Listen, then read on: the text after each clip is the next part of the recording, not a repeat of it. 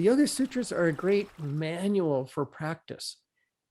I'm not sure that I can wholly recommend them to just anybody, because you really need to have, a lot of years of practice under your belt to kind of understand from an experiential level what Patanjali is talking about. So it could come off as very intellectual and heady and uninteresting if you're not ready for it. But if you're ready for it, it's very fascinating. It's a wonderful manual for practice.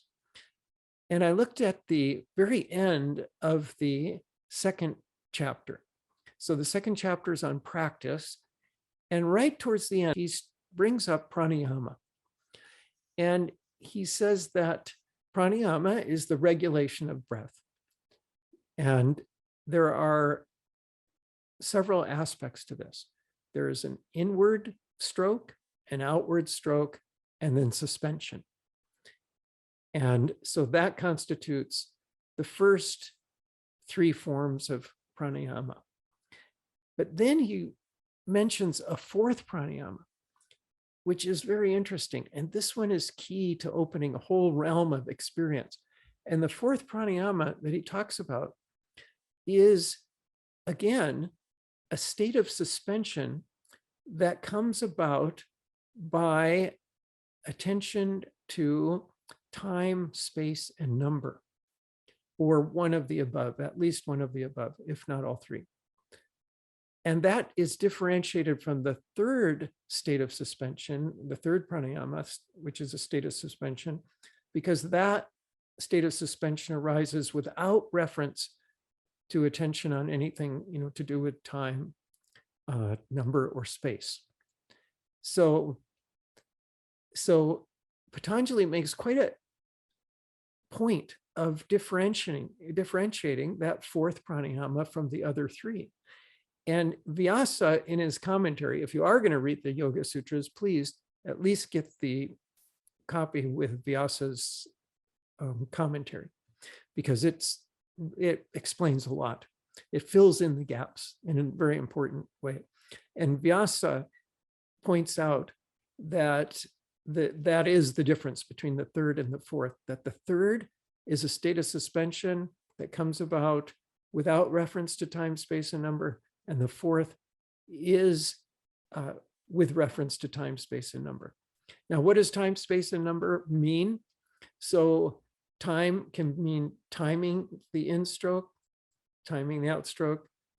Of course, there's many different kinds of pranayama, and you can apply these principles to most of them.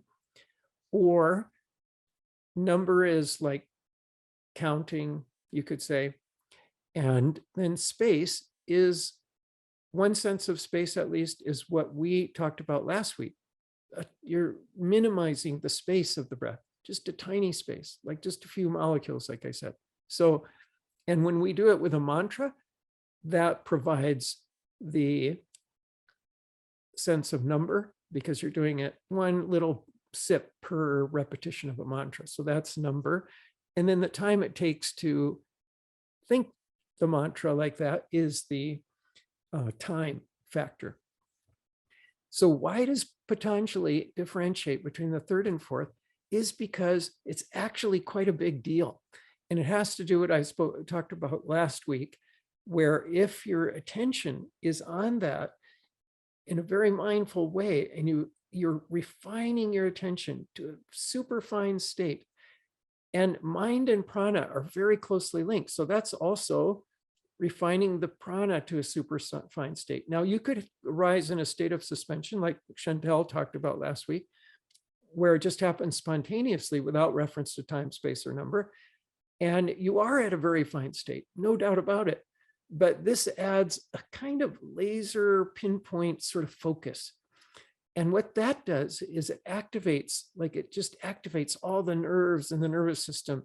And it adds more power, more shakti, because it's like your attention is getting right into the atomic level, kind of, you could say. So it's like that atomic level is there all the time, but unless we bring our attention to it, we don't access the power that's there.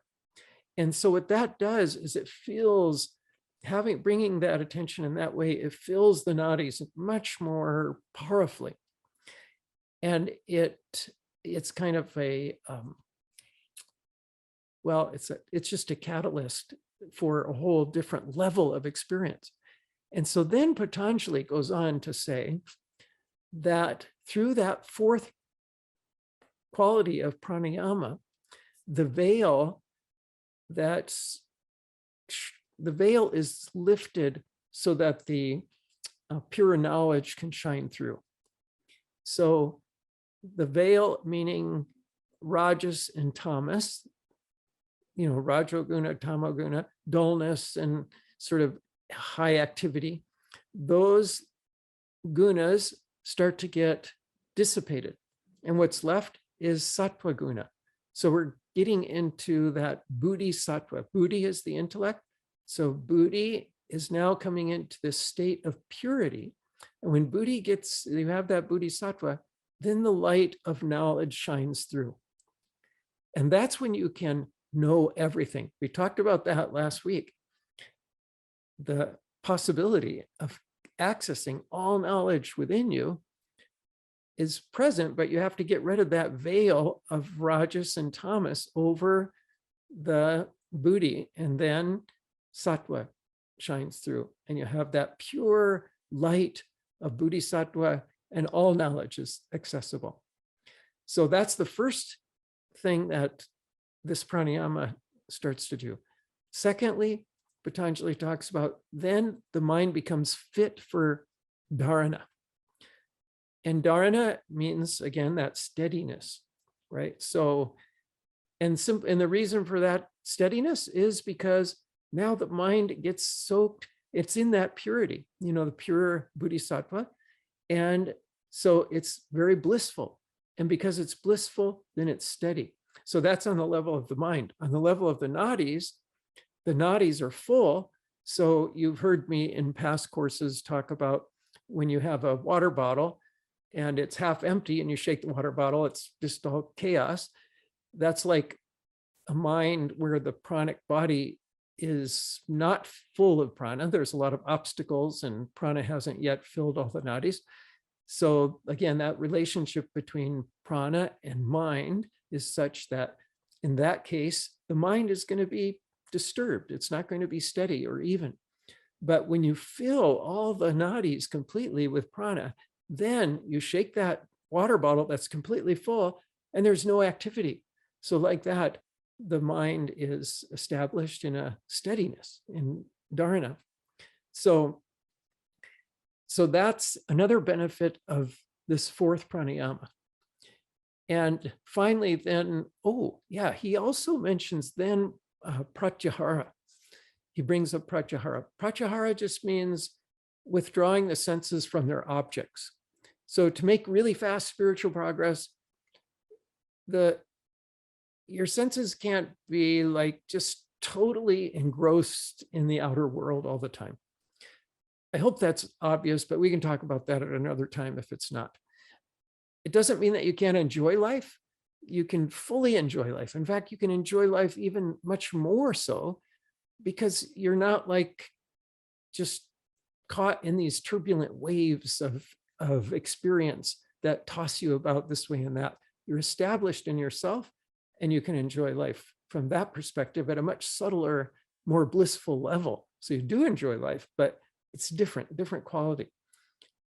And so pratyahara is a very important principle. And the key Patanjali talks about, and actually Vyasa elucidates this in his commentary, the key to pratyahara is not the many means of trying to control the senses by being rigid and abstaining from this and abstaining from that, but rather establishing the mind in this state of purity, because then the mind is naturally one-pointed, it's naturally content and blissful.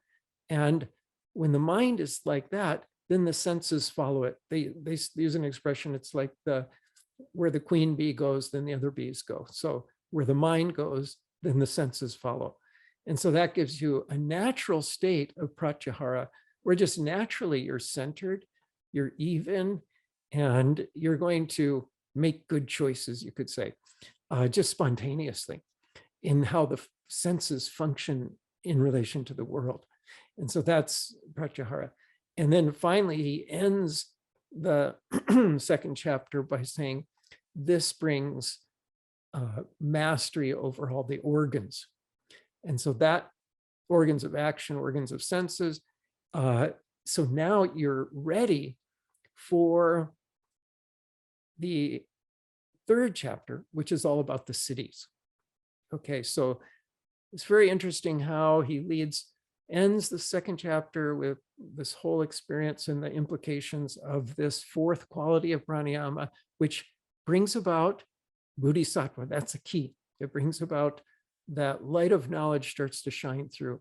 Because another aspect to that light of knowledge that's very important is that it's the beginning of Ritambhara pragya, truth-filled perception, where your mind is so clear that if you have a question, you ask it, and the answer comes from that reservoir of infinite knowledge, knowingness that is within you, which is simply your own consciousness, your own being.